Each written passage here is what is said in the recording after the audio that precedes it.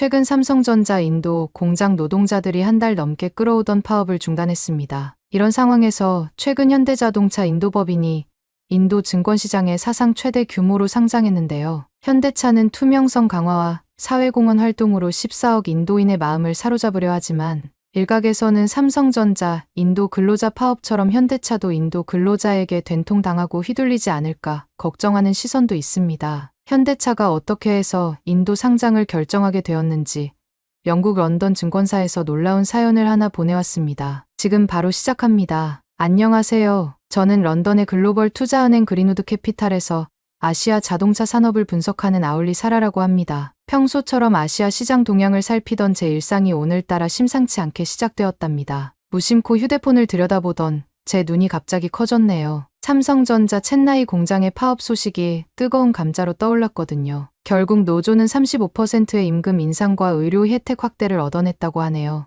인도 노동자들의 환한 얼굴로 승리를 자축하는 모습이 화면 가득 담겨 있었고 그 옆으로는 현대자동차의 인도 상장 소식이 흐르고 있었답니다. 그래서 다른 공장들의 파업도 도미노처럼 이어질 거라는 전망이 쏟아지는 중이랍니다. 특히 현대자동차는 마루티 스즈키와 달리 인도 시장에서의 경험과 노하우가 부족한 데다 현지 노조 관리에도 취약하다는 분석이 지배적이더군요. 이 소식을 접하자 문득 할아버지 생각이 났습니다. 인도 첸나이에서 대형 정비소를 운영하시던 할아버지는 늘 도요타와 스즈키가 아니면 믿을 수 없다고 말씀하셨습니다. 게다가 여름마다 정비소를 방문할 때면 일본 자동차의 우수성에 대해 열변을 토하시곤 했죠. 그때마다 저는 할아버지의 깊은 지식과 경험에 감탄하면서도 한편으로는 다른 나라의 자동차를 인정하지 않으시는 고집스러움이 안타까웠답니다. 그러던 어느 날 팀장님께서 갑자기 제 책상으로 다가오시더니 현대자동차의 인도 상장 계획을 분석하라는 과제를 던지셨어요. 처음에는 단순한 기업 분석인 줄 알았는데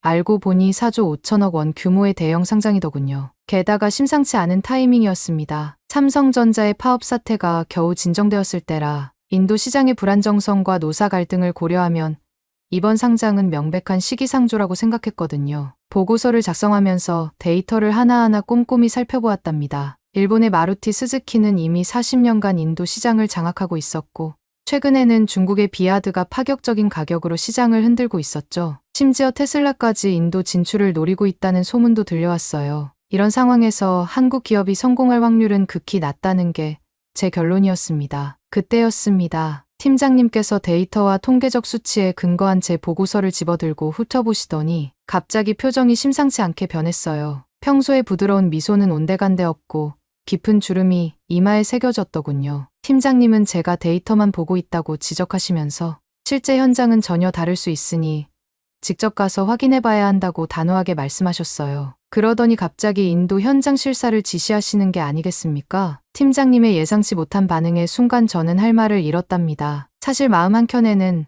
한국 기업들이 인도를 단순히 중국의 대체 시장으로만 보고 있다는 편견이 자리 잡고 있었거든요. 그들의 접근 방식이 너무 성급하고 단기적이라고 생각했던 거죠. 그래서 처음에는 이번 출장이 내키지 않았어요. 하지만 할아버지의 정비소가 있던 첸나이를 다시 방문할 수 있다는 생각이 들자 묘한 설렘이 밀려오더군요. 어쩌면 이번 기회에 할아버지의 흔적도 찾아볼 수 있지 않을까 하는 기대감도 들었고요. 이렇게 저의 예상치 못한 첸나이행이 결정되었답니다. 한편으로는 이번 출장이 단순한 현장 실사를 넘어서 제 안에 자리 잡은 고정관념을 깨는 계기가 될 수도 있겠다는 생각이 스쳐 지나갔어요. 비행기 티켓을 예약하면서 왠지 모를 운명적인 예감이 가슴 한켠을 간지럽히더군요. 첸나이 국제공항에 내리자마자 숨막히는 더위에 얼굴이 화끈거리고 있었는데 공항 도착장 한켠에서 제 이름이 적힌 피켓을 들고 있는 통역사를 발견했어요. 가까이 다가가서 통역사와 인사를 하려는데 순간 저는 깜짝 놀라고 말았습니다. 현대자동차 인도법인에서 파견된 한국인 통역사 라연 씨는 제가 상상했던 것과는 전혀 달랐거든요. 가장 먼저 눈에 들어온 것은 인도의 전통 쿠르타를 입고 있으면서도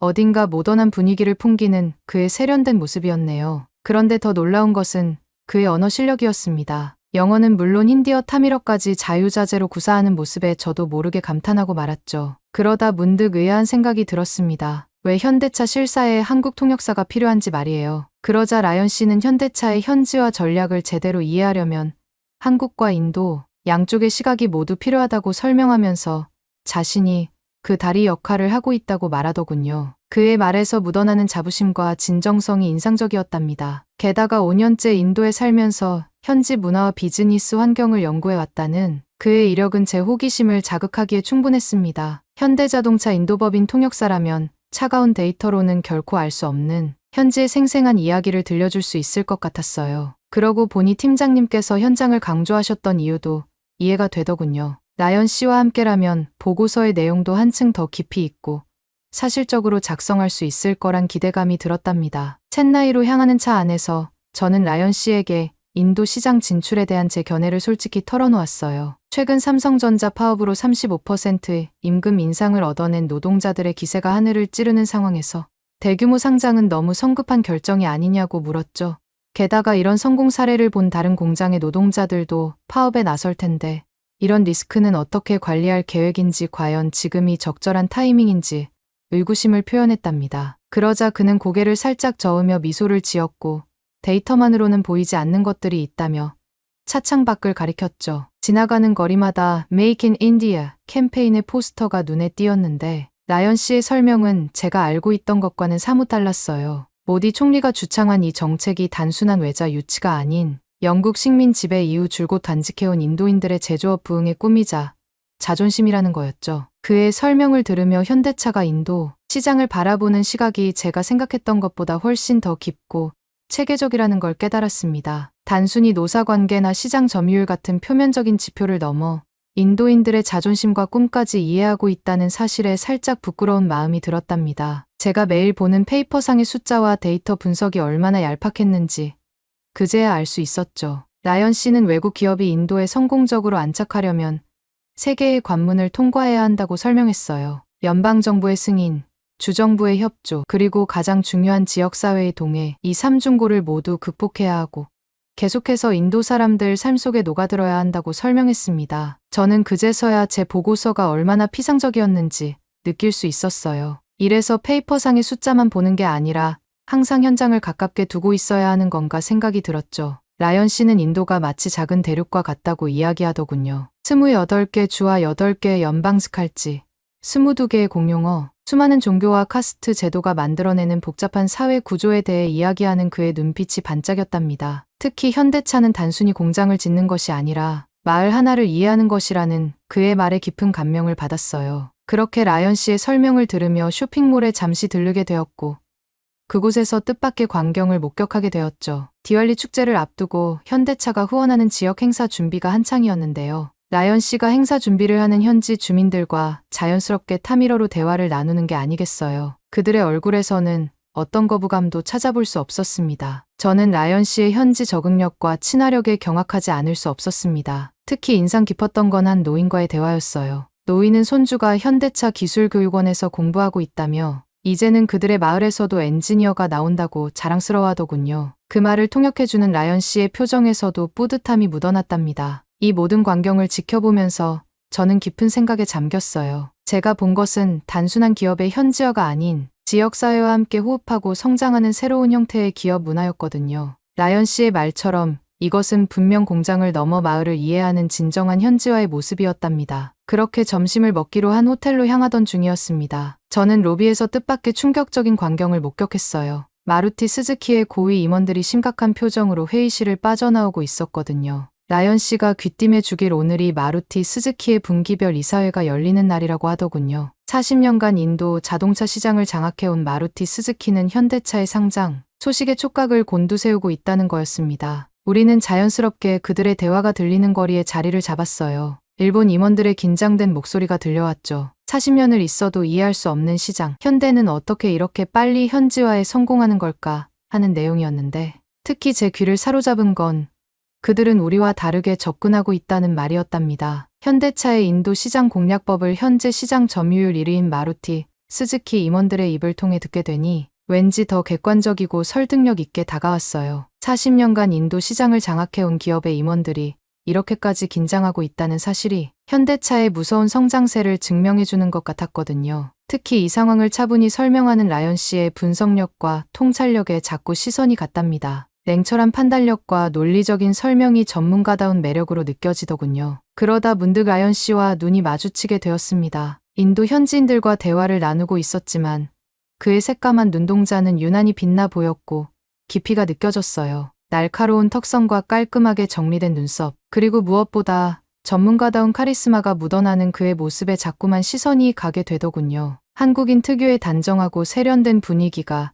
이국적인 첸나이의 분위기와 어우러져 더욱 매력적으로 느껴졌답니다. 그는 의미심장한 미소를 지으며 조용히 속삭이듯 설명해 주었죠. 마루티 스즈키는 40년간 인도 자동차 시장의 절대 강자였고 지금도 50% 이상의 점유율을 자랑하고 있다고요. 하지만 그들의 성공이 오히려 발목을 잡고 있다는 게 그의 분석이었습니다. 그의 분석을 들으며 저는 또 한 번 놀라움을 금치 못했어요. 앞뒤 논리가 정확하게 맞아떨어지는 그의 설명은 마치 오랜 시간 인도 자동차 시장을 연구해온 전문 애널리스트의 그것 같았거든요. 현대자동차 인도 법인 통역사의 실력이라고는 믿기지 않을 정도로 뛰어난 통찰력이 돋보였답니다. 그래서인지 저는 자연스럽게 그의 이야기에 빠져들었고 더 많은 이야기를 듣고 싶다는 생각이 간절해졌어요. 현장에서 직접 보고 듣는 이런 생생한 이야기야말로 제 보고서에 꼭 필요한 내용이라는 생각이 들었어요. 심장이 갑자기 빠르게 뛰기 시작했지만 최대한 침착한 목소리를 내려 애쓰며 라연 씨를 바라보았죠.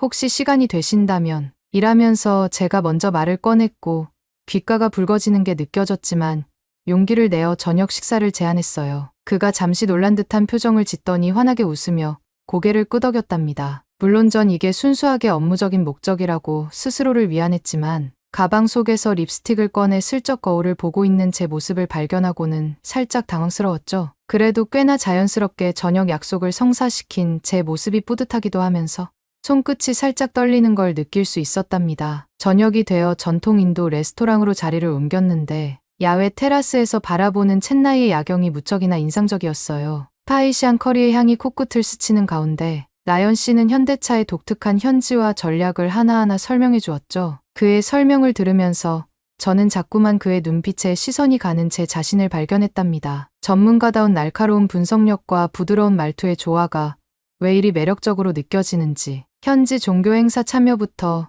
지역 축제 지원, 주민 참여 프로그램 운영까지 끊임없이 지역사회와 소통하고 있다는 이야기를 들으면서 제 마음속에는 두 가지 의문이 피어났어요. 하나는 현대차의 진정성에 대한 것이었고 다른 하나는 제 앞에 앉아 열정적으로 이야기를 들려주는 이 남자에 대한 것이었답니다. 그때였습니다. 파이시안 차이티가 담긴 잔을 들고 있었는데 옆 테이블에서 들려오는 가족의 웃음소리가 제 귀를 사로잡았어요. 들어보니 삼성전자 파업에 참가했던 노동자가 가족들과 오랜만에 외식을 하는 자리였답니다. 아버지는 득이양양한 표정으로 자신이 얻어낸 성과를 하나하나 열거하고 있었어요. 매달 5천 루피의 추가 인센티브를 얻어냈다는 이야기를 하면서 그의 목소리에는 승리자의 자부심이 가득했고 어깨는 그 어느 때보다 당당해 보였답니다. 오늘 이 레스토랑 만찬도 자신의 파업으로 얻어낸 인센티브로 사는 거라면서 의시되면서 말했어요. 곁에 앉은 아내는 존경스러운 눈빛으로 남편을 바라보며 연신 미소를 짓고 있었고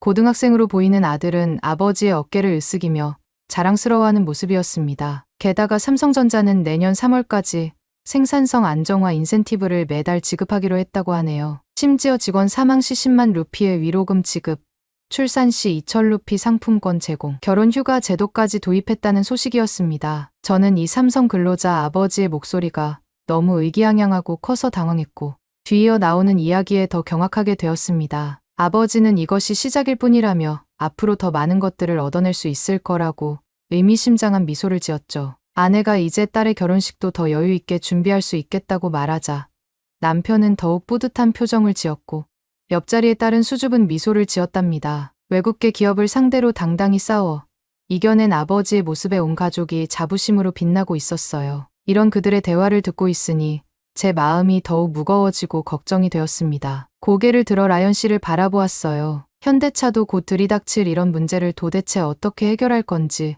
의구심을 가득 담아 쳐다보았죠. 그런데 놀랍게도 라연 씨의 입가에는 여유로운 미소가 걸려 있었답니다. 마치 모든 것이 통제 가능한 것처럼 또는 이미 해결책을 가지고 있다는 듯한 그의 표정에서 알 수 없는 자신감이 느껴졌어요. 처음에는 그의 이런 태도가 의아했지만 묘하게도 저까지 안심이 되는 느낌이었습니다. 파업으로 들떠있는 가족의 모습과 라연 씨의 차분한 미소가 대비되면서 현대차만의 특별한 무언가가 있다는 직감이 들었답니다. 그의 표정에는 비밀을 간직한 사람 특유의 깊이가 느껴졌거든요. 파업의 성공으로 더욱 힘이 실린 목소리로 다른 공장, 노동자들도 곧 같은 길을 걸을 것이라는 이야기가 오가는 중에 라연 씨가 불쑥 말을 걸었어요. 잠시 후에 있을 할아버지의 옛 정비소 방문 일정을 앞당기자고 하더군요. 그의 눈빛에서 뭔가 특별한 것을 보여주고 싶어하는 듯한 열의가 느껴졌습니다. 그렇게 할아버지의 정비소로 향하는 차 안에서 라연 씨는 저에게 의미심장한 질문을 던졌어요. 파업이 성공한 노동자들의 얼굴에서 진정한 행복을 보았느냐 하는 거였죠. 순간 저는 당황스러웠답니다. 분명 그들은 승리감에 취해 있었지만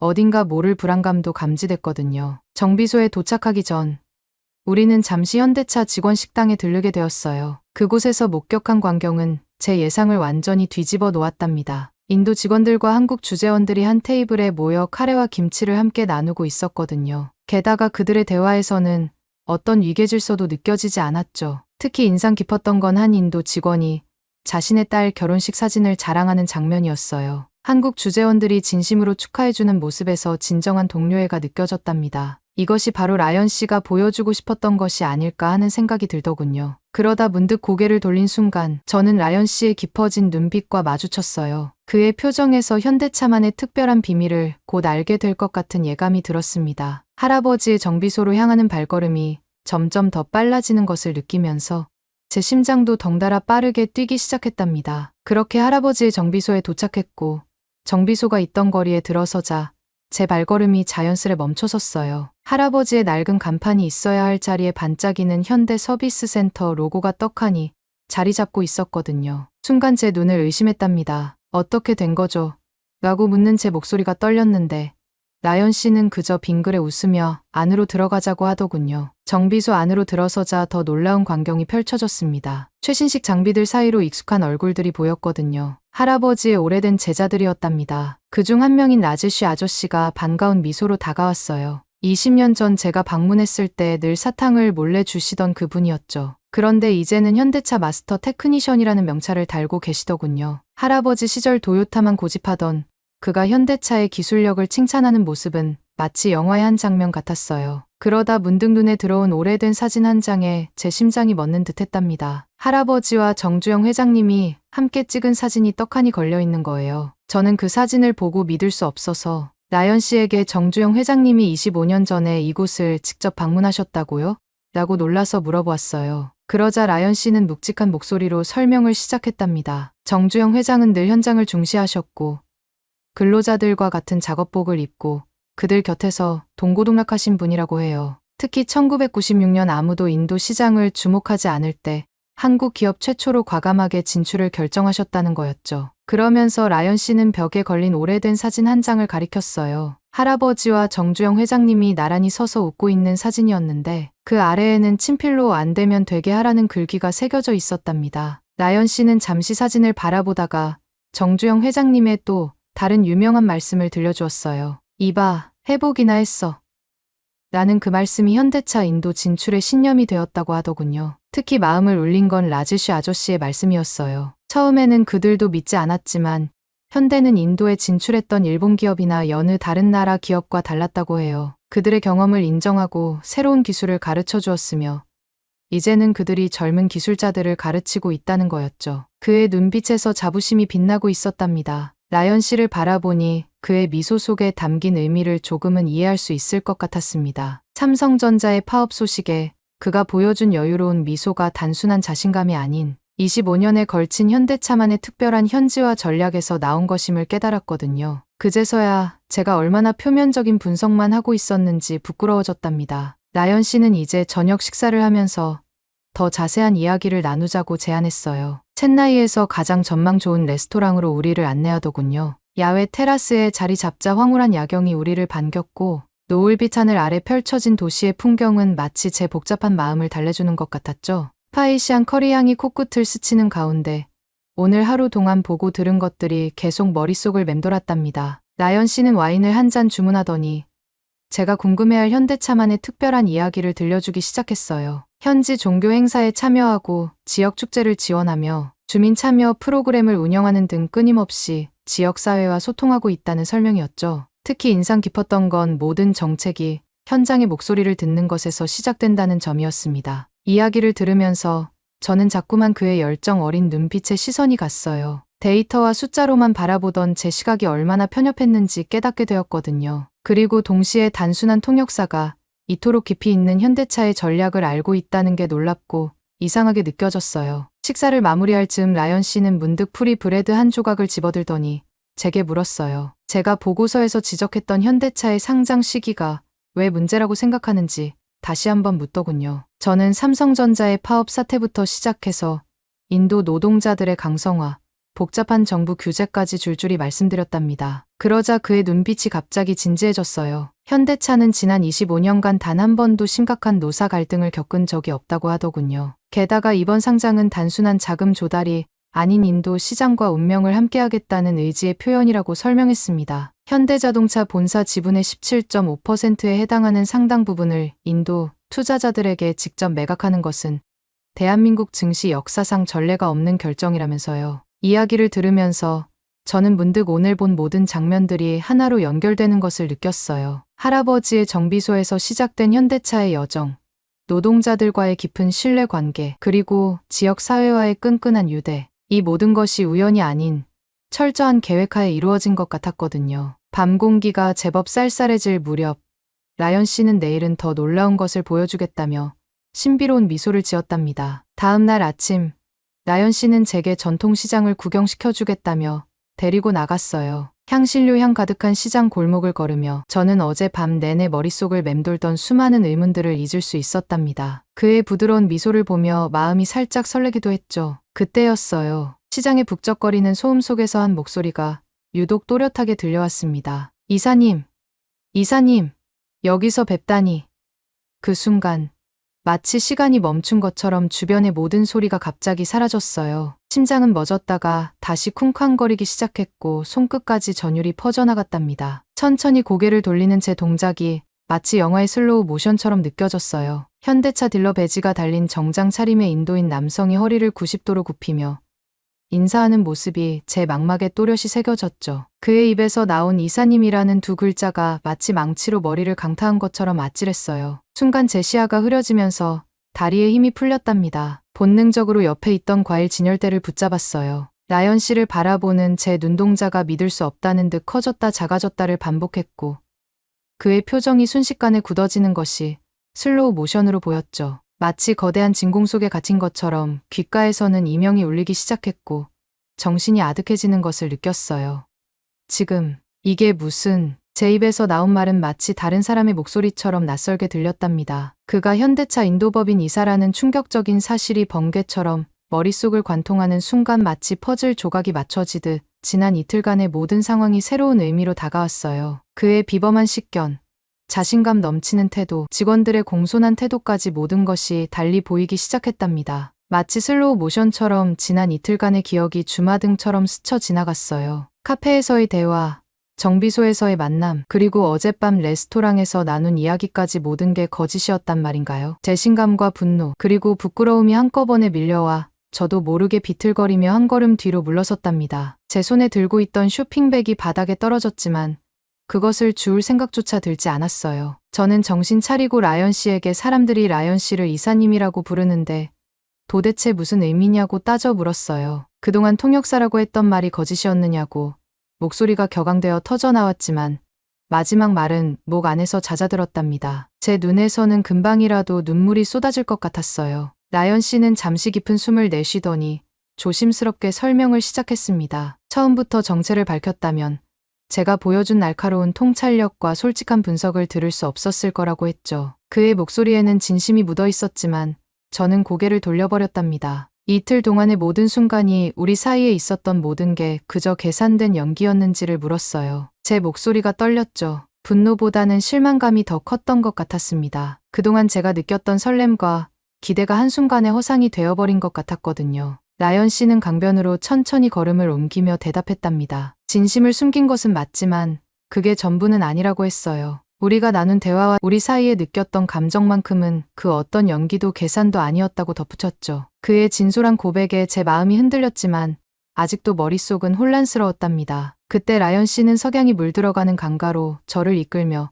정주영 회장님의 이야기와 현대의 DNA가 담긴 이야기를 들려주기 시작했답니다. 1975년 여름 박정희 대통령이 정주영 회장을 청와대로 급히 불렀다고 해요. 달러가 절실하던 시절 대통령은 중동 건설 시장 진출에 대해 모든 기업들이 불가능하다며 포기하고 있는 상황이었다고 하더군요. 하지만 정주영 회장은 단 한마디의 망설임도 없이 그날로 사우디행 비행기에 올랐다고 합니다. 라연 씨의 이야기에 저도 모르게 앞으로 몸을 기울였어요. 정주영 회장이 3일 동안 주야로 현장을 살피고 5일 만에 돌아와 대통령에게 보고했다는 내용이 이어졌죠. 중동이 세상에서 건설공사하기에 가장 좋은 지역이라는 답변에 저는 깜짝 놀랄 수밖에 없었답니다. 라연 씨의 눈빛이 반짝이며 정주영 회장이 명쾌한 논리를 설명해 주었어요. 1년 내내 비가 오지 않아 공사가 가능하고 건설자재인 모래와 자갈이 현장에 널려 있으며 물은 실어오면 되고 50도가 넘는 더위는 밤에 일하면 된다는 거였죠. 이 단순하면서도 혁신적인 발상에 대통령도 감탄했다고 해요. 그렇게 시작된 중동 진출로 30만 명의 근로자들이 달러를 벌어들였고 한국 경제는 도약의 발판을 마련했다는 이야기를 들으며 저는 숨을 죽였답니다. 40년이 지난 지금까지도 사우디 사람들이 한국 근로자들의 성실함을 기억하고 있다는 점 아랍뉴스가 세계 최초의 한류는 우리 왕국에서 시작됐다고 평가했다는 이야기를 들으며 가슴이 뭉클해졌어요. 라연 씨의 설명을 들으며 현대가 가진 불굴의 도전정신 불가능을 가능으로 만드는 DNA가 단순한 슬로건이 아닌 진정한 기업 문화라는 것을 깨닫게 되었답니다. 그리고 이제 그 도전정신이 인도에서 새로운 역사를 쓰려 한다는 것을 직감할 수 있었어요. 라연 씨는 중동 이야기에서 현재 인도 시장으로 화제를 돌렸어요. 마치 실타래를 풀어내듯 현대차의 전략을 차근차근 설명해 주었답니다. 오늘 아침 제가 목격했던 삼성전자 파업 현장과는 달리 현대차는 지난 25년간 단 한 번도 심각한 노사 갈등을 겪지 않았다고 해요. 문제가 생기기 전에 해결책을 찾아내는 것 정주영 회장이 안 되면 되게 하라는 정신이 지금까지도 이어지고 있다는 거였죠. 특히 인상 깊었던 건 마루티 스즈키와의 비교였어요. 40년간 인도 시장을 장악했지만 여전히 일본 본사 중심의 의사결정을 고수하는 스즈키와 달리 현대차는 과감하게 본사 지분 17.5%를 인도 시장에 직접 매각하기로 했다는 거예요. 단순한 투자 유치가 아닌 인도와 운명을 함께하겠다는 선언이었죠. 라연 씨의 목소리에 힘이 들어갔어요. 정주영 회장이 늘 강조하셨던 신용이 곧 자본이라는 말처럼 현대차는 인도를 단순한 시장이 아닌 진정한 파트너로 여기고 있다고 했어요. 중국 기업들이 가격 경쟁력에만 매달려 실패하는 동안 현대는 지역사회와 함께 호흡하며 성장해왔다는 설명이었죠. 강변의 노을이 짙어질 무렵 라연 씨는 정주영 회장의 또 다른 명언을 들려주었어요. 생명이 있는 한 실패는 없다. 시련은 있을 수 있어도 실패는 없다는 이 말에는 한국 경제 발전의 역사가 고스란히 담겨 있었답니다. 라연 씨의 이야기는 제가 예상했던 것보다 더욱 놀라운 반전을 담고 있었습니다. 인도는 시작일 뿐이라던 말의 의미가 더욱 선명하게 다가왔지요. 현대차 인도법인이 최근 4조 원이 넘는 자금을 인도 주식시장에서 조달하는데 성공했다는 소식이었습니다. 13억 인구를 가진 인도는 미국,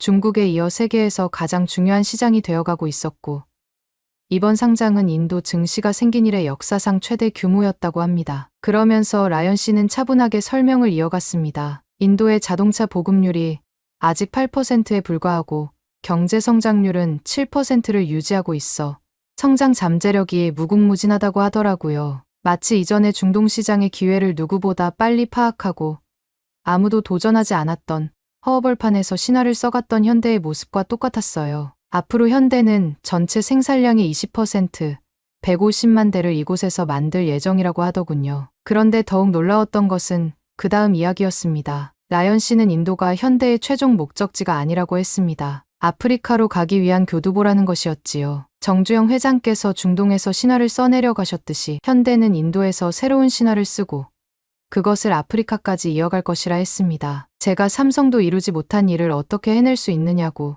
조심스레 여쭈어보자 라연 씨는 의미심장한 답변을 들려주었습니다. 삼성이든 누구든 이루지 못한 일을 해내는 것이 바로 현대의 정신이라고요. 물론 이는 삼성을 비판하는 것이 아니었습니다. 삼성은 누구나 인정하는 세계 최고의 기업이지만 단지 경영 철학이 다르다고 설명했습니다. 삼성이 1등을 하면서도 늘 위기의식을 강조하며 완벽한 준비와 계산된 접근을 중시한다면 현대는 안 되면 되게 하라는 철학으로 움직인다는 것이었습니다. 현장에서 부딪히며 해결책을 찾아내는 것이죠. 실제 현장의 문제는 예상했던 것보다 훨씬 복잡하기에 현대의 임직원들은 늘 현장에서 답을 찾는다고 합니다. 강변의 어둠이 깊어질수록 라연 씨의 이야기는 더욱 깊이를 더해갔습니다. 현대는 그래서 늘 초대박을 낸다고 했습니다. 허허벌판에 조선소를 세우고 배를 만들어 세계를 놀라게 한 것처럼요. 그것은 대한민국이 전쟁의 폐허에서 세계 10대 경제 강국으로 성장하여 초대박을 낸 것과 같은 맥락이라고 했습니다. 밤바람이 불어오는 강변에서 저는 현대자동차가 써내려가는 새로운 역사의 한 페이지를 목격하고 있었습니다. 불가능은 없다 현대자동차의 인도, 그리고 그 너머로. 제 보고서의 제목이 마음속에서 천천히 모양을 갖춰가고 있었지요. 그의 이야기를 들으며 저는 깊은 깨달음을 얻었어요. 제가 써야 할 보고서는 단순한 시장 분석이 아닌 불굴의 도전 정신으로 불가능을 가능으로 만들어 온 현대차의 진정한 이야기여야 했던 거죠.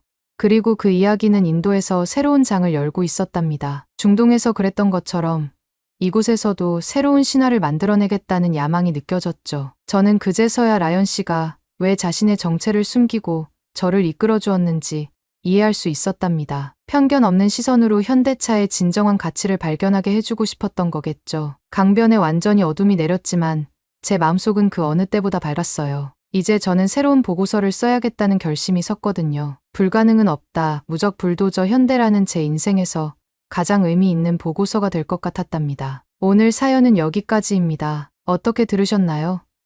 국내 기업 최초로 인도에 가장 먼저 진출해 현지화 전략으로 인도 시장을 공략하는 현대의 불도저 정신이 정말 멋있습니다. 더 나아가 중동 아프리카까지 진출해서 글로벌 자동차 회사로 거듭나길 바랄게요. 오늘 사연이 재미있으셨다면 구독 버튼 한 번만 꼭 눌러주세요. 저는 더 좋은 사연으로 찾아뵐게요. 감동도서관이었습니다. 감사합니다. 한국의 현대자동차가 중국보다 브랜드 인지도가 더 뛰어나고 미국에서도 더 잘 팔리고 있지 않나요? 그랬더니 중국 전기차 수석 엔지니어는 한국차는 기술혁신이 없다고 빙그레 웃으며 말했습니다. 이 말을 들은 독일 기자는 실제 중국차를 시승하다가 충격적인 일을 겪게 되는데요. 과연 이 독일 기자에게는 무슨 일이 있었던 걸까요? 안녕하세요. 저는 소피아 밀러입니다. 독일의 유명 자동차 매거진 오토모티브 인사이트의 수석 기자로 일하고 있죠. 29살의 나이로 이 직책에 오르기까지 쉽지 않은 여정이었습니다. 어릴 때부터 자동차에 관심이 많았고 대학에서 자동차 공학을 전공한 후 저널리즘 대학원을 졸업했습니다. 그리고 이제 제 인생에서 가장 큰 도전을 앞두고 있네요. 몇 주 전 편집장님께서 저를 사무실로 불렀어요. 이번에 중국에서 비아디라는 신형 전기차를 출시했는데 직접 테스트하고 그 결과를 특집 기사로 다뤄달라는 제안이었죠. 처음에는 망설였습니다. 서툴고 중국 문화에 대해서도 잘 모르니까요. 하지만 이런 기회가 흔치 않다는 걸 알기에 용기를 내어 수락했어요. 출국 전날 설렘과 긴장감에 잠을 이루지 못했습니다. 가방 속에는 최신형 노트북과 카메라 그리고 녹음기가 가득 들어 있었죠. 이번 취재가 제 커리어의 터닝포인트가 될 거란 예감이 들었어요. 비행기에 오르면서 독일을 떠나는 아쉬움보다는 새로운 경험에 대한 기대가 더 컸습니다. 중국 선전에 도착하자마자 활기찬 도시의 분위기에 압도되었어요. 고층 빌딩들 사이로 보이는 수많은 전기차들과 거리 곳곳에 설치된 충전소들이 마치 미래도시에 온 것만 같았죠. 호텔에 짐을 풀자마자 노트북을 켜고 취재 계획을 다시 한번 점검했습니다. 다음 날 아침 테스트 트랙으로 향하는 차 안에서 긴장감이 고조되었어요. 오늘 제가 시승할 전기차에 대해 이미 많은 정보를 수집했지만 직접 경험하는 것과는 차원이 다르겠죠. 트랙에 도착하자 눈부시게 빛나는 전기차와 중국 전기차 회사의 수석 엔지니어 샤오롱이 저를 반갑게 맞이했습니다. 그의 자신만만한 태도가 인상적이었죠. 차량에 대해 열정적으로 설명하는 그의 모습에서 자부심이 느껴졌어요. 하지만 동시에 뭔가 과장된 느낌도 들었습니다. 정말 이 차가 그가 말하는 것만큼 대단할까 하는 의구심이 들기 시작했죠. 저는 샤오롱에게 중국 전기차의 자신감에 대해 물어봤습니다. 그는 자랑스럽게 한국 통계를 인용했어요. 올해 1월부터 7월까지 한국의 중국산 전기차 수입액이 12억 9천만 달러로 전년 동기 대비 13.5%나 늘어났다고 하더라고요. 저는 그의 말에 의문이 생겼어요. 한국의 현대자동차가 브랜드 인지도가 더 뛰어나고 미국에서도 중국차보다 더 잘 팔리고 있지 않냐고 물어봤습니다. 그랬더니 샤오롱이 빙그레 웃으면서 한국차는 기술혁신이 없다고 말했습니다. 한국차가 미국 시장에서 잘 팔리는 건 미국의 보호주의 입법으로 인한 보조금 때문이라고 했어요. 장기적으로 한국차는 보조금에 의존해서 시장 점유율을 유지하고 있을 뿐이며 기술 혁신은 없다고 주장했습니다. 이 말을 들으며 저는 깊은 생각에 빠졌어요. 과연 이게 사실일까 아니면 중국 측의 과장일까 의아해하면서 시승이 시작되었습니다. 처음에는 중국차의 부드러운 주행감과 빠른 가속에 감탄했어요. 하지만 고속주행으로 들어서면서 미세한 문제점들이 눈에 띄기 시작했습니다. 핸들에서 전해지는 미세한 떨림과 계기판 숫자의 불안정한 움직임처럼 사소한 문제들이 보였어요. 그때였어요. 갑자기 차량의 시스템이 오류를 일으키기 시작했습니다. 순식간에 모든 제어 기능이 마비되었고 차는 통제불능 상태에 빠졌어요. 심장이 멎는 것 같았죠. 필사적으로 핸들을 붙잡고 상황을 제어하려 했지만 역부족이었습니다. 결국 차는 가드레일과 충돌했고 저는 강한 충격과 함께 정신을 잃었어요. 정신을 차렸을 때 주변은 아수라장이었습니다. 다행히 큰 부상은 없었지만 목에 찢어질 듯한 통증이 느껴졌어요. 샤오롱과 그의 팀이 황급히 달려와 제 상태를 확인했지만 그들의 표정에서 당혹감과 불안이 역력했습니다. 그 순간 저는 이 사고가 단순한 우연이 아니라 중국 전기차 기술의 심각한 결함을 드러낸 사건이라는 확신이 들었어요. 병원에서 검진을 받는 동안 머릿속으로는 이미 기사의 개요를 구상하고 있었습니다. 이번 사고를 통해 중국 전기차의 안전성 문제를 심도 있게 다루고 싶었어요. 하지만 제 이런 생각은 곧 예상치 못한 장애물에 부딪히게 되었습니다. 중국 측에서 이 사고를 기사화하지 말라는 강력한 압박을 가해온 거예요. 처음에는 회사의 고위 임원들이 찾아와 부탁하는 시기였습니다. 그들은 이번 사고가 단순한 우연이며 제품의 전반적인 품질과는 무관하다고 주장했어요. 심지어 고액의 자문료까지 제안하며 우호적인 기사를 써줄 것을 요청했죠. 저는 이를 정중히 거절했지만 그들의 태도는 점점 더 위협적으로 변해갔습니다. 저는 큰 딜레마에 빠졌어요. 저널리스트로서의 양심은 진실을 보도해야 한다고 말하고 있었지만 한편으로는 제 안전과 향후 취재 활동에 대한 우려도 커져갔습니다. 밤새 고민한 끝에 일단 독일로 돌아가 편집장과 상의해야겠다고 결심했어요. 그러던 중 우연히 서울에서 열리는 미래 모빌리티 엑스포 소식을 접하게 되었습니다. 세계 각국의 최신 전기차 기술이 소개될 예정이라고 하더군요. 특히 한국의 선도적인 기술력이 주목받고 있다는 점이 눈에 띄었어요. 순간 이것이 제 기사의 새로운 방향을 제시해 줄 수 있는 기회라는 생각이 들었습니다. 즉시 편집장에게 연락을 취했어요. 중국에서의 사고 경험과 함께 서울 엑스포 취재의 중요성을 강조했습니다. 중국, 한국, 그리고 서구의 전기차 기술을 비교 분석하는 대형 특집 기사를 쓸 수 있을 것 같다고 제안했죠. 편집장은 처음에 중국에서의 사고를 문제 삼으며 서울행을 강하게 반대했어요. 위험한 상황에 또다시 저를 보내고 싶지 않다는 걱정이 컸던 거죠. 하지만 저는 포기하지 않았습니다. 이번 기회를 통해 중국, 한국, 그리고 독일의 전기차 기술을 비교, 분석하는 대형 특집 기사를 쓸 수 있다고 설득했어요. 세 나라의 기술력, 시장 전략, 그리고 미래 비전을 종합적으로 다루는 기사는 우리 잡지의 독자들에게 큰 가치를 제공할 거라고 강조했죠. 결국 편집장은 제 열정과 비전에 설득되어 마지못해 서울행을 승인해 주셨습니다. 하지만 안전에 각별히 유의하라는 당부도 잊지 않으셨어요. 서울행을 결정하고 비행기에 오르면서 복잡한 감정이 밀려왔습니다. 목의 통증은 여전했고 중국에서 받은 압박감도 완전히 떨쳐내지 못한 상태였죠. 그럼에도 새로운 도전에 대한 기대와 열정이 가슴속에서 꿈틀거리고 있었어요. 이번 취재가 단순히 전기차 기술에 대한 것을 넘어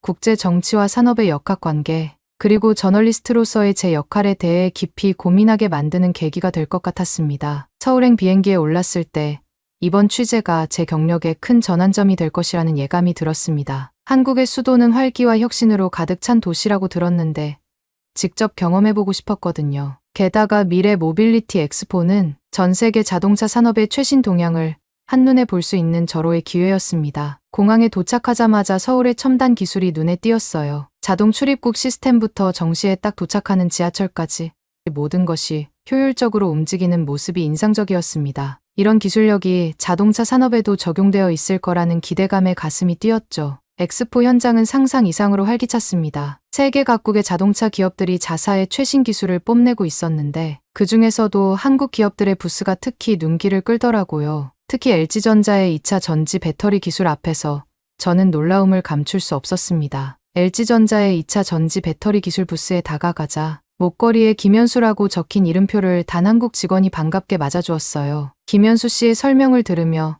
저는 놀라움을 감출 수 없었습니다. 그가 소개하는 LG의 차세대 배터리는 기존의 리튬이온 배터리와는 차원이 다른 성능을 자랑한다고 하더군요. 현존하는 최고 수준인 테슬라의 배터리보다 에너지 밀도가 30% 이상 높다는 설명에 저도 모르게 감탄사가 나왔어요. 더욱 놀라웠던 것은 충전 속도였습니다. 그에 따르면 이 배터리는 10분 충전으로 80%까지 채울 수 있다고 해요. 독일의 주요 배터리 제조사들의 성능을 훨씬 뛰어넘는 수치라는 설명을 들으며 한국 기술의 우수성을 실감할 수 있었습니다. 안전성 면에서도 LG의 배터리는 탁월한 성능을 보여준다고 합니다. 김현수 씨는 특수 소재를 사용해 과열과 발화 위험을 크게 낮췄다고 설명했어요. 그의 말을 들으며 저는 자연스럽게 중국에서 겪었던 전기차 사고와 그 이후 조사했던 중국 전기차들의 배터리의 안전 문제를 떠올렸습니다. 제가 직접 겪은 샤오펑 P7의 자율주행 모드 오작동으로 인한 사고 이후 중국 전기차의 안전성에 대해 깊이 파고들었거든요. 그 과정에서 알게 된 충격적인 사실들이 머릿속을 스쳐 지나갔습니다. 작년 중국 선전에서 발생한 비아디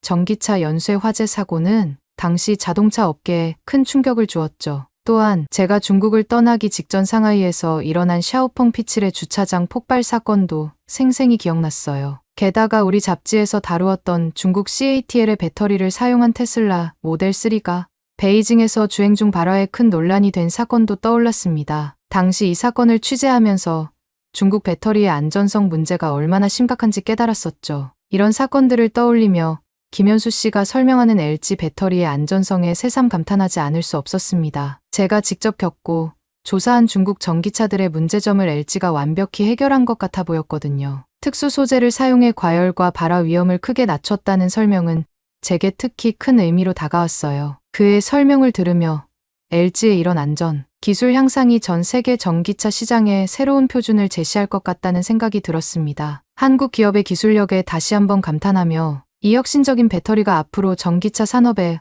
어떤 변화를 가져올지 기대가 되었어요. 이러한 혁신적인 기술을 보며 한국 기업들의 기술력이 세계 최고 수준임을 실감할 수 있었어요. LG의 배터리 기술은 전기차의 주행거리와 충전 시간, 그리고 안전성 문제를 한 번에 해결할 수 있는 게임 체인저로 보였습니다. 이렇게 LG의 배터리 기술에 감탄하다 보니 자연스럽게 이 배터리를 사용하는 한국 자동차 기업들에 대한 호기심이 커졌어요. 결국 제 발걸음은 자연스럽게 현대자동차와 기아의 부스로 향했습니다. 두 회사가 선보인 전기차와 자율주행 기술은 정말 놀라웠어요. 특히 현대의 아이오닉 6의 배터리 효율이 킬로와트 시당 6.3km를 기록했다는 점에 감탄했습니다. 이는 테슬라 모델 3의 6.1km를 뛰어넘는 수치였거든요. 주행거리 면에서도 기아의 EV9이 단일 충전으로 540km를 달릴 수 있다는 점이 인상적이었습니다. 이는 중국의 비아디나 샤오펑의 주력 모델들을 크게 앞서는 수치였죠. 심지어 기아의 초고속 충전 기술은 18분 만에 배터리의 80%를 충전할 수 있다고 해요. 이는 독일의 아우디 이트론 GT와 비교해도 뒤지지 않는 성능이었습니다. 이 사실에 저는 놀라움을 금치 못했습니다. 한국 기업들의 기술력이 이렇게나 앞서 있다니 독일 자동차 업계에 몸담고 있는 저로서는 묘한 긴장감마저 느껴졌어요. 엑스포장을 돌아다니며 이런저런 생각에 잠겼습니다. 현대차의 수소 연료전지 기술, 삼성 SDI의 배터리 혁신, LG화학의 첨단 소재 등 눈을 뗄 수 없는 기술들이 줄줄이 이어졌죠. 한편으로는 독일 자동차 산업의 미래에 대한 우려가 커졌습니다. 그래도 이런 첨단 기술들을 직접 보고 배울 수 있다는 사실에 가슴이 뛰었어요. 이렇게 전 시장을 돌아다니다 우연히 강도윤 박사의 발표 일정을 알게 되었습니다. 자율주행 안전 시스템에 대한 주제가 눈에 띄어 호기심에 이끌려 발표장으로 향했죠. 그 순간 이 선택이 제 취재 여정에 큰 영향을 미칠 줄은 몰랐어요. 강도윤 박사의 발표는 단연 압도적이었습니다. 그의 자율주행 및 전기차 안전 시스템에 대한 깊이 있는 통찰력에 완전히 매료되어 시간 가는 줄도 몰랐어요. 발표를 들으며 제 머릿속에서는 수많은 질문들이 떠올랐습니다. 질의응답 시간이 시작되자 저는 주저없이 손을 들었습니다. 지난달 선전에서 겪은 샤오핑 P7의 자율주행 모드 오작동으로 인한 3중 추돌 사고를 언급하며 특히 레이더와 카메라의 동시 오류 원인에 대한 그의 견해를 물었죠. 그러자 청중들 사이에서 작은 술렁임이 일었습니다. 게다가 도윤 박사의 표정이 살짝 긴장되는 것을 포착했어요. 그래서 더욱 그의 답변에 귀를 기울였습니다. 도윤 박사는 잠시 생각에 잠기더니 놀라울 정도로 상세한 답변을 시작했어요. 샤오핑 P7 사고의 핵심이 센서 융합 알고리즘의 취약점에 있었다고 설명하면서 샤오핑 사고의 핵심은 자동차의 눈과 뇌가 제대로 협력하지 못한 데 있다고 했습니다. 자동차의 눈 역할을 하는 카메라와 레이더 같은 센서들이 수집한 정보를 뇌에 해당하는 컴퓨터가 제대로 해석하지 못한 거죠. 특히 2023년에 만들어진 모비라이라는 회사의 IQ5라는 뇌 칩이 문제였대요. 이 칩이 햇빛이 너무 강할 때 주변 상황을 잘못 판단했다는 거예요. 이 말을 들으며 저는 깜짝 놀랐습니다. 도윤 박사의 해박한 지식과 명확한 설명에 감탄했어요. 그의 스마트함이 한국 자동차 산업의 우수성을 그대로 보여주는 것 같았습니다. 현대나 기아 자동차의 기술뿐만 아니라 경쟁사들의 기술적 문제와 업계 동향까지 깊이 이해하고 있었죠. 이런 종합적인 시각과 전문성이 자동차의 안전과 기술, 혁신을 모두 아우르는 뛰어난 접근 방식이라고 생각했습니다. 그의 명확하고 데이터에 기반한 답변에 저도 모르게 감탄이 나왔습니다. 전문성뿐만 아니라 솔직하고 겸손한 태도, 그리고 열정적인 눈빛이 깊은 인상을 남겼어요. 결국 질문을 마치고 자리에 앉으며 이번 취재가 예상치 못한 방향으로 흘러갈지도 모른다는 생각이 들었습니다. 강도윤 박사의 깊이 있는 지식과 통찰력에 완전히 매료된 것 같았어요. 발표가 끝난 후 도윤 박사에게 다가가는 제 발걸음이 떨렸다고 생각했어요. 하지만 그의 친근하고 편안한 태도에 놀랐죠. 그의 눈가에 잔잔히 깃든 미소와 부드러운 목소리에서 따뜻함이 느껴졌습니다. 커피를 마시며 나눈 대화는 마치 오랜 친구와의 대화 같았다고 느꼈습니다. 연구 이야기부터 취미, 음식 취향까지 이야기하며 시간 가는 줄 몰랐어요. 도윤 박사가 제 중국 경험에 관심을 보일 때 왠지 모를 따뜻함을 느꼈다고 생각했습니다. 그러다 대화가 음식 이야기로 흘러가자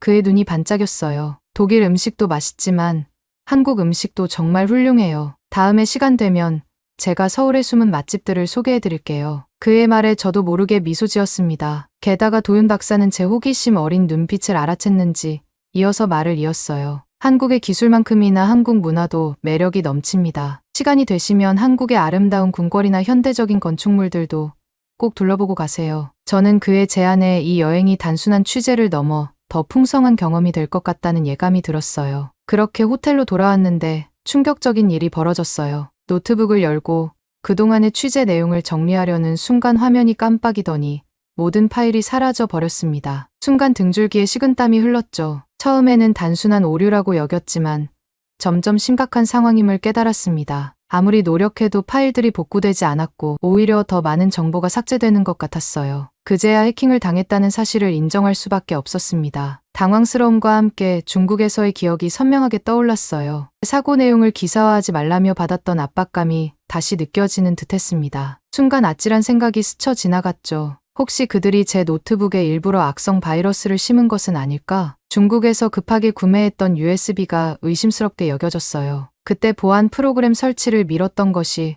화근이 된 것 같았습니다. 자책감과 함께 분노가 치밀어 올랐죠. 중국의 이런 비열한 행동으로 인해 제 모든 취재 자료와 개인 정보가 위험에 처한 상황이었으니까요. 그때 문득 도윤 박사가 떠올랐어요. 망설임 끝에 그에게 연락을 취했습니다. 다행히 그는 빠르게 응답해 주었고 상황을 듣자마자 즉시 도와주겠다고 했죠. 그의 목소리에서 느껴지는 진정성에 안도감이 밀려왔습니다. 도윤 박사는 자신이 아는 최고의 보안 전문가를 소개해주겠다고 했어요. 그의 신속한 대응에 감사함을 느꼈습니다. 하지만 동시에 이 상황이 한국 기술에 대한 취재에 어떤 영향을 미칠지 걱정되기도 했죠. 다음 날 도윤 박사가 소개해준 보안 전문가 김민수 씨를 만났습니다. 그는 차분하고 전문적인 태도로 상황을 분석하기 시작했어요. 김 씨의 꼼꼼한 작업을 지켜보며 한국의 IT 기술력에 다시 한번 감탄했습니다. 며칠간의 노력 끝에 드디어 해킹 문제가 해결되었어요. 다행히 대부분의 자료를 복구할 수 있었습니다. 안도의 한숨을 쉬면서도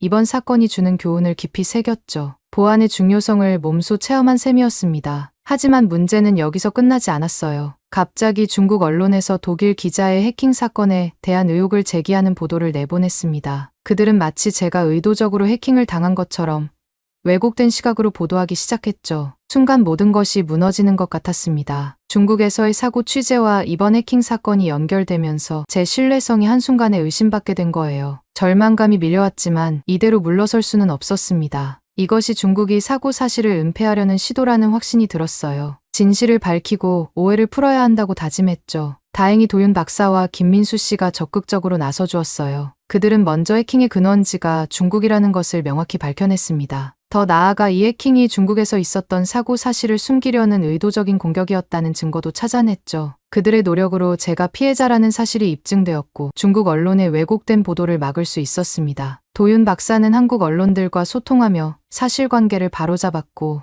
김민수 씨는 기술적 증거를 제시하며 해킹의 실체를 이 과정에서 그들이 보여준 전문성과 정의감 그리고 저를 향한 신뢰의 깊은 감동을 받았습니다. 한국의 기술력과 정직성이 제 명예를 지켜준 셈이었죠. 이 경험을 통해 한국에 대한 신뢰와 감사의 마음이 더욱 깊어졌습니다. 그렇게 감사한 마음으로 호텔에 돌아왔지만 기사 마감일은 다가오는데 컴퓨터 앞에 앉아 있는 것조차 힘들었어요. 중국에서의 사고와 한국에서의 해킹 사건을 겪고 나니 온몸이 천근만근 무거워지는 것 같았어요. 머리부터 발끝까지 모든 세포가 비명을 지르는 듯했죠. 호텔 침대에 누워있으면서도 마음 한구석이 계속 불안해 제대로 쉬지도 못했습니다. 화면을 바라보면 눈이 흐릿해지고 키보드를 두드리려면 손가락이 천근만근 무거워졌습니다. 한국의 뛰어난 기술력과 우수한 인력이 IT 강국과 전기차 생산 인프라를 만들어내는 것을 직접 경험했는데도 그동안 겪은 스트레스가 한꺼번에 몰려오는 듯했죠. 특히 목 부근이 뻐근하면서 따끔따끔 아파왔어요. 중국에서 전기차 사고가 났을 때 다쳤던 게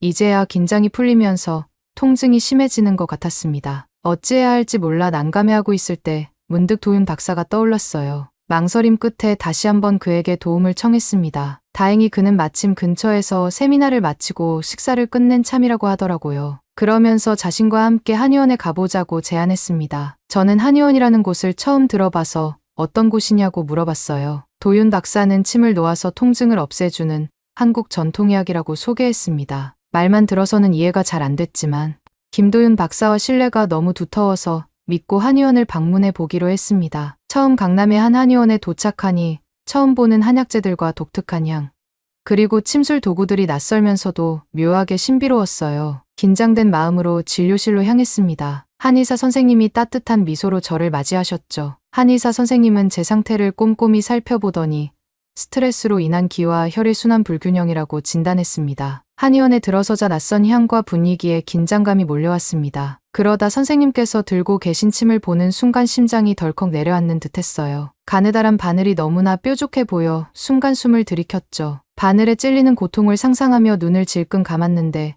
의외로 아프지 않았습니다. 그저 무언가 묵직한 느낌이 들 뿐이었어요. 첫 번째 침이 피부를 뚫고 들어갈 때 작은 찌릿함을 느꼈습니다. 예상보다 덜 아팠지만 여전히 낯선 감각에 몸이 살짝 굳어졌거든요. 그래도 시간이 지날수록 점점 편안해지는 느낌이었습니다. 하나둘 침이 놓일 때마다 제 몸의 감각이 예민해지는 것 같았어요. 특히 약침을 맞을 때는 조금 더 강한 자극이 느껴졌습니다. 하지만 선생님의 안심시키는 말씀에 마음이 한결 가벼워졌어요. 그 말씀에 안도감을 느끼며 깊은 숨을 내쉬었죠. 게다가 선생님이 침을 다 놓고 목을 움직여보라고 하셨을 때 정말 깜짝 놀랐습니다. 따끔따끔하고 뻑뻑했던 목이 하나도 안 아픈 거였거든요. 머리와 어깨 여기저기에 바늘이 꽂혀 있어서 기괴했지만 목이 전혀 아프지 않다는 사실이 더 신기했어요. 놀라움을 감추지 못하고 하나도 안 아프다는 말이 저도 모르게 튀어나와 버렸습니다. 선생님은 당연한 듯이 싱긋 웃으시더니 한의학의 참맛을 보여줬다고 하셨어요. 그 순간 한의학에 대한 제 호기심이 더욱 커졌습니다. 침을 맞은 채로 누워있는 동안 처음에는 약간의 불편함을 느꼈지만 점차 몸이 이완되는 느낌이 들었어요. 천장을 바라보며 이 독특한 경험에 대해 생각하다 보니 어느새 마음이 차분해졌습니다. 심지어 잠깐 졸기도 했던 것 같아요. 특히 추나 치료는 정말 놀랍고 특별한 경험이었습니다. 제 뼈에서 우두둑우두둑 하는 소리가 날 때마다 뼈가 하나하나 제자리를 찾아가는 기분이었어요. 뼈를 맞춘 후에도 선생님께서 망치 같은 도구로 제 등을 세세하게 두드리셨습니다. 마치 제가 기계의 볼트나 나사가 된 것 같은 느낌이었지만 이상하게도 간질간질하면서도 시원했어요. 그 독특한 감각에 저도 모르게 미소 지었습니다. 선생님의 손길이 제 근육 깊숙이 파고들 때마다 오래된 피로가 빠져나가는 듯한 느낌이 들었거든요. 치료가 끝나갈 무렵 선생님께서 제 몸 곳곳을 부드럽게 문질러 주셨는데 그때 느낀 따뜻함이 아직도 생생합니다. 마치 제 몸 전체에 온기가 퍼지는 듯했어요. 그래서 그 순간 제 몸과 마음이 완전히 이완되는 걸 느꼈습니다. 침대에서 일어날 때는 조금 어지러울 줄 알았는데 오히려 몸이 가벼워진 느낌이었어요. 거울을 보니 제 얼굴에 혈색이 돌아온 것이 눈에 띄었습니다. 심지어 눈빛도 더 맑아진 것 같았어요. 선생님께서는 치료가 끝난 후에도 꼼꼼하게 제 상태를 체크하셨습니다. 한의원에서의 놀라운 경험 이후 제 몸과 마음이 완전히 새로워진 듯한 느낌이 들었습니다. 이제야 비로소 그동안의 취재 내용을 정리할 수 있는 에너지가 생긴 것 같았어요. 호텔로 돌아와 컴퓨터 앞에 앉자 손가락이 키보드 위를 춤추듯 움직이기 시작했습니다. 먼저 중국에서의 전기차 사고와 그 후의 압박 그리고 한국에서 겪은 해킹 사건까지 모든 경험을 솔직하게 풀어냈어요. 그리고 이어서 한국의 놀라운 기술력과 혁신에 대해 상세히 기술했습니다. 특히 현대와 기아의 전기차 기술, 배터리 효율성, 그리고 충전 속도에 대해 자세히 설명했죠. 또한 강도윤 박사와의 만남과 그의 깊이 있는 통찰력에 대해서도 빼놓지 않고 언급했습니다. 그의 전문성과 열정이 한국 자동차 산업의 밝은 미래를 보여주는 것 같았거든요. 게다가 해킹 사건 때 보여준 한국 IT 전문가들의 신속하고 전문적인 대응에 대해서도 높이 평가했어요. 그리고 마지막으로 한의학 치료를 통해 얻은 놀라운 경험을 덧붙였습니다. 전통과 현대가 조화롭게 어우러진 한국의 모습이 인상 깊었다고 표현했어요. 이 모든 경험을 통해 한국이 단순히 기술 강국을 넘어 균형 잡힌 발전을 이루고 있는 나라라는 결론을 내렸습니다. 기사를 완성하고 나니 가슴이 뿌듯해졌어요. 이번 취재가 단순히 자동차 기술에 대한 보도를 넘어 한 나라의 문화와 정신을 이해하는 깊이 있는 경험이 되었다는 생각이 들었습니다. 그래서 편집장에게 보내기 전에 도윤 박사에게 먼저 보여드리고 싶었어요. 다음 날 도윤 박사와 만나 제 기사를 함께 읽어보았습니다. 그의 얼굴에 떠오른 미소를 보며 안도의 한숨을 내쉬었어요. 도윤 박사는 제 기사가 한국의 기술력뿐만 아니라 문화적 깊이까지 잘 담아냈다고 칭찬해 주셨습니다. 그러면서 도윤 박사가 흥미로운 제안을 했어요. 한국과 독일의 자동차 기술 교류 프로그램을 만들어 보는 게 어떻겠냐고 물었습니다. 두 나라의 장점을 결합하면 세계 자동차 산업에 혁명적인 변화를 가져올 수 있을 거라고 했어요. 순간 제 머릿속에 새로운 비전이 그려졌습니다. 독일의 전통적인 엔지니어링 기술과 한국의 혁신적인 전기차, 배터리 기술이 만나면 정말 대단한 시너지가 날 것 같았어요. 게다가 양국의 문화 교류까지 더해진다면 그 영향력은 자동차 산업을 넘어 사회 전반으로 퍼질 수 있을 것 같았습니다. 흥분된 마음으로 즉시 편집장에게 연락을 취했어요. 기사와 함께 이 새로운 아이디어에 대해서도 설명했습니다. 처음에는 편집장도 조금 놀란 듯 했지만 제 열정적인 설명을 듣고 나서는 점점 관심을 보이기 시작했어요. 결국 편집장은 제 기사를 특별 기획으로 다루기로 결정했습니다. 심지어 한국 독일 기술 교류 프로그램에 대한 후속 기사 시리즈도 기획하자고 제안했어요. 이 말을 들었을 때 정말 가슴이 벅차올랐습니다. 기사가 발표되자마자 반응은 폭발적이었어요. 독일 내 자동차 업계는 물론이고 정부 관계자들까지 큰 관심을 보였습니다. 한국의 기술력에 대한 새로운 인식과 함께 협력 가능성에 대한 기대감이 고조되었어요. 특히 제가 경험한 한국의 문화와 정신에 대한 부분이 많은 이들의 공감을 얻었습니다. 단순한 기술 협력을 넘어 문화적 교류의 중요성을 강조한 부분이 신선하게 다가왔다는 평가를 받았어요. 이 기사를 계기로 저는 독일과 한국을 오가며 양국의 기술 교류 프로그램을 구체화하는 일에 참여하게 되었습니다. 도윤 박사와 함께 여러 기업과 정부 기관을 만나며 프로그램의 세부 사항을 조율해 나갔어요. 그 과정에서 제 시야는 더욱 넓어졌습니다. 자동차 산업이 단순한 운송수단을 넘어 미래 사회의 모습을 결정짓는 중요한 요소라는 것을 깨달았어요. 전기차와 자율주행 기술의 발전은 도시 설계부터 에너지 정책, 그리고 개인의 라이프 스타일까지 모든 것을 변화시킬 수 있다는 사실에 눈을 뜨게 되었습니다. 이제 제 앞에는 새로운 도전이 기다리고 있습니다. 한국과 독일의 기술 교류 프로그램은 이제 막 시작 단계에 있어요. 앞으로 이 프로그램이 어떤 결실을 맺게 될지, 그리고 그 과정에서 제가 어떤 역할을 하게 될지 기대가 됩니다. 한국에서의 경험, 특히 도윤 박사와의 만남은 제 인생의 전환점이 되었습니다. 이제 저는 단순한 자동차 전문 기자가 아닌 국제적인 기술 협력의 가교 역할을 하는 사람으로 거듭나게 되었어요. 한국에서 배운 혁신의 정신과 도전 정신을 가슴에 안고 이 여정이 세계 자동차 산업의 새로운 장을 열게 될 것이라 확신합니다. 오늘 사연은 여기까지입니다. 어떻게 들으셨나요? 전기차를 비롯한 미래 모빌리티 부분에서 대한민국의 승승장구를 기원합니다. 오늘 사연이 재밌으셨다면 구독 버튼 한 번만 클릭해 주십시오. 저는 더 좋은 사연으로 찾아뵐게요. 감동도서관이었습니다. 감사합니다.